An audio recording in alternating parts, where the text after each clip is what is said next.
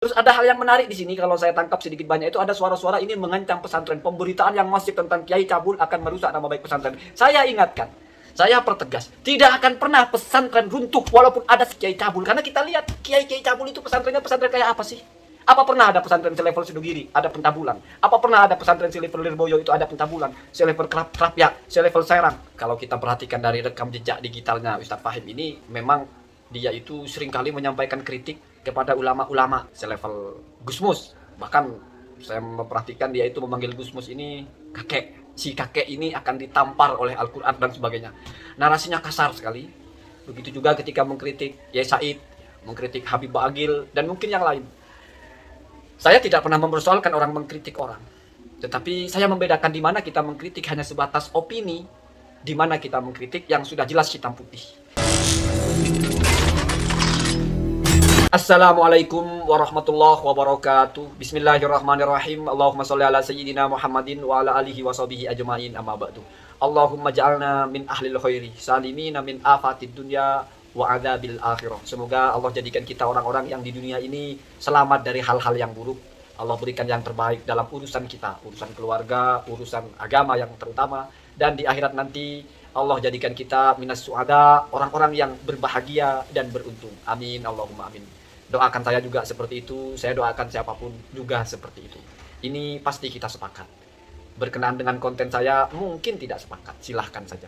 Allahumma hadina ahdas sabil, semoga Allah berikan kita jalan yang terbaik. Apa yang kita saksikan sampai hari ini adalah perkembangan terakhir, sebagaimana dalam berita, bahwa Gus Fahim ini sudah tersangka. Artinya bukan tidak mungkin akan menjadi terpidana, lalu ya mungkin masuk penjara.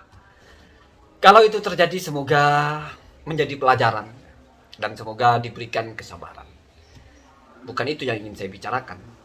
Yang ingin saya tegaskan adalah bahwa kalau kita perhatikan dari rekam jejak digitalnya Ustadz Fahim ini, memang dia itu seringkali menyampaikan kritik kepada ulama-ulama selevel Gusmus. Bahkan saya memperhatikan dia itu memanggil Gusmus ini kakek. Si kakek ini akan ditampar oleh Al-Quran dan sebagainya. Narasinya kasar sekali. Begitu juga ketika mengkritik Yai Said, mengkritik Habib Bagil, dan mungkin yang lain. Saya tidak pernah mempersoalkan orang mengkritik orang. Tetapi saya membedakan di mana kita mengkritik hanya sebatas opini, di mana kita mengkritik yang sudah jelas hitam putih. YouTuber Aswaja itu, mulai dari Gusani, GMD, dan sebagainya, Afandi, ya. Itu kritiknya selalu di ranah ilmiah, di mana ini tidak ada sentimen personalitas. Tidak ada kita menuduh orang ini apalah, dibayarlah, orang ini adalah agen untuk menyesatkan umat lah, orang ini adalah menjilat pemerintah lah. No. Karena kalau kita kritik ilmiah, walaupun bahasanya tajam, misalnya bodoh itu kan artinya tidak memahami dengan tepat. Itu masih di ranah yang kita menyadari ini sebagai ranah ilmiah saja, bukan ranah personalitas, bukan perilaku kesehariannya. Sehingga kritik setajam apapun kalau masih dalam ranah ilmiah, itu yang masih setidaknya masuk kepada jarh wa ta'dil. Kita klaim orang ini tidak hati-hati baca kitab, orang ini tidak jujur dalam membaca kitab. Bukan dia penipu, nipu-nipu motor orang, nipu-nipu donasi umat, nipu-nipu pesantren, bukan. Tapi bahasa menipu di situ adalah karena menyampaikan yang tidak faktual dan berkaitan dengan kitab. Itu yang harus Anda catat kalau Anda simak konten saya, simak kontennya Gusani, simak kontennya Afandi. Tidak pernah kita bicara tentang perilaku orang. Sehingga narasi sekasar apapun, kalau orang berpikiran terbuka, akan memahami bahwa itu hanya litasydid, itu hanya mempertegas saja. Benar-benar salah, benar-benar keliru. Ini datanya. Kalau sudah mengarah kepada wah ini orang liberal, wah ini di peliharaan pemerintah, wah ini orang yang tidak boleh mengatakan kafir karena mungkin dia sudah dibayar oleh orang-orang Cina atau apa. Waduh, itu mau dibuktikan bagaimana? Itu 100% hanya keluar dari prasangka buruknya saja kepada seseorang. Dan kritik kalau sudah berangkat dari prasangka buruk, maka narasinya pasti busuk, menyakitkan, menjilat, setan pun dijilat, menjilat pemerintah atau apa. Itu ya, kalau kita lihat rekam jejaknya kan seperti itu. Sehingga banyak sekali orang bilang kualat. Kalau saya sendiri ya bukan kualat. Kalau memang dia terbukti seperti itu ya teguran ya, teguran. Terus ada hal yang menarik di sini kalau saya tangkap sedikit banyak itu ada suara-suara ini mengancam pesantren, pemberitaan yang masif tentang Kiai cabul akan merusak nama baik pesantren. Saya ingatkan, saya pertegas, tidak akan pernah pesantren runtuh walaupun ada Kiai cabul, karena kita lihat Kiai cabul itu pesantrennya pesantren kayak apa sih? Apa pernah ada pesantren selevel Sidogiri ada pencabulan? Apa pernah ada pesantren selevel Lirboyo itu ada pencabulan? Selevel Krapyak, selevel Serang, pesantren-pesantren besar yang sudah ratusan tahun, Situbondo, ya. Apa ada pencabulan? Enggak. Ketika ada kasus-kasus kiai cabul itu mesti dari pesantren-pesantren yang memang ya woi rumok tamat, woi rumok tabar. Enggak ada orang yang terlalu kenal pesantrennya apa. Bahkan wakilah pesantrennya Gus Fahim ini belum terdaftar di Depak aja ya. Artinya di Kemenang itu belum terdaftar. Ya kalau kita buat standar pesantren legal adalah pesantren terdaftar, berarti ilegal tidak terdaftar. Walaupun saya tidak tahu persis apakah yang tidak terdaftar itu disebut ilegal. Yang jelas kita bisa perhatikan ketika ada kasus-kasus pencabulan atau kasus-kasus seperti itu, entah masih di tahap berita atau sudah terbukti faktual, itu tidak pernah pesantrennya besar. Ada mungkin yang paling besar Asidikiyah, tapi kita tahu Asidikiyah itu pesantrennya seperti apa dan bagaimana. Jadi tidak akan pernah ini ngaruh kepada pesantren, karena orang yang ingin memondokkan anaknya itu akalnya bersih, dia faham. Tidak ada lalu pesantren menjadi tercemar hanya karena ulah 1-2 orang oknum. Begitu juga akan merusak nama baik Gus. Ada ribuan bahkan ratusan ribu Gus, berapa yang seperti itu misalnya terbukti ya. Orang waras itu nggak akan berpikiran picik ya.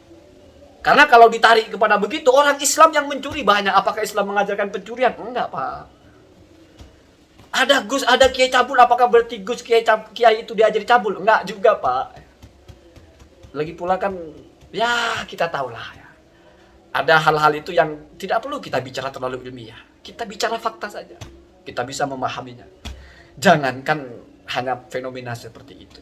Apa-apa yang dianggap mengancam akan meruntuhkan Islam, akan meruntuhkan kepercayaan orang kepada ulama. Enggak, Pak. Ulama yang mana sih yang cabul ya? Apa ada ulama yang sudah top, sudah ratusan tahun dikenal sebagai ulama, bapaknya juga ulama, kakeknya ulama, karyanya jelas, pesan ratusan tahun, ada yang cabul?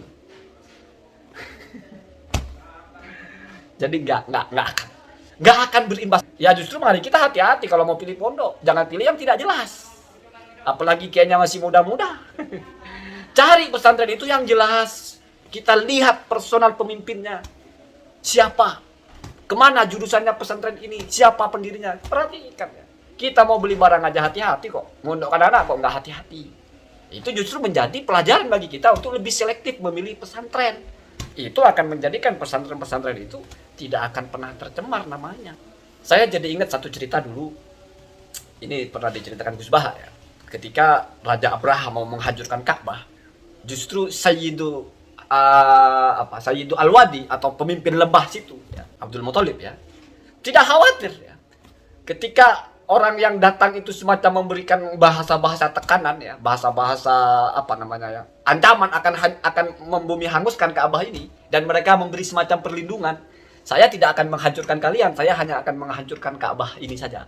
Karena orang ini kan sentimen, dia bikin Ka'bah tandingan, malah dilecehkan oleh orang Ka'bahnya itu ya. Orang tidak berpaling kepada Ka'bah buatan Abraha itu ya. Sehingga dia merasa wah, ini harus kita hancurkan saja Ka'bah yang asli ya. Kira-kira begitu versi ceritanya salah satunya ya.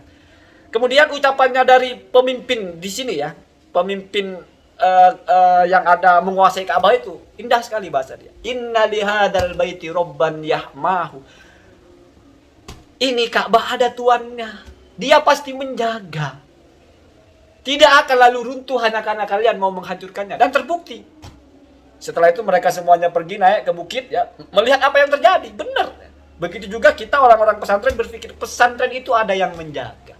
Tidak akan lalu runtuh oleh isu-isu seperti itu. Entah itu faktual, entah itu isu. Tidak akan pernah pesantren lalu runtuh. Pesantren-pesantren akan tetap jaya. Pesantren-pesantren akan tetap menjadi mercusuar keilmuan. Sudah ratusan tahun pesantren ada, kasus-kasusnya ya selalu dari pesantren-pesantren ya yang begitulah. Ta'lamu ma aqulu wa a'lamu ma taqulu ya. Saya yakin kalian paham maksud saya dan saya pun paham maksud kalian ya. Jadi tidak akan ya, tidak akan. Kita berdoa semoga semuanya mendapatkan keadilan, pelakunya mendapatkan sanksi yang setimpal. Allahumma hadina hadas sabil, semoga Allah jadikan kita orang-orang yang beruntung di dunia, beruntung di akhirat. Assalamualaikum warahmatullahi wabarakatuh.